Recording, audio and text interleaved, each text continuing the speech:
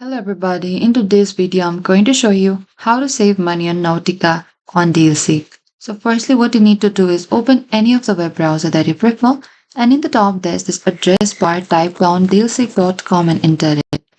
And once you get into this interface of the DealSeek, what you need to do is you need to visit this search icon in the top right and simply type down Nautica.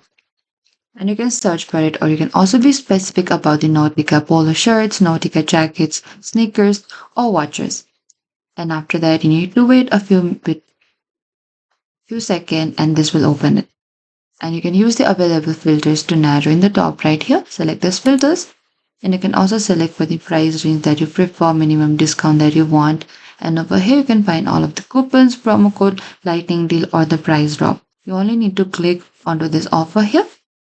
And after that, you can simply open a deal or simply select one of the product here. And here check whether a promo code is required. You need to verify the expiration date, review any minimum purchase requirements. And after that, you can also compare multiple listings if more than one retailers offer the same Nautica item to find the best final price. And after that, you can simply select this heart icon to save the deals by tapping the heart icon so you can revisit them later if you're not ready to buy. Thank you for watching this video. I hope this video was helpful.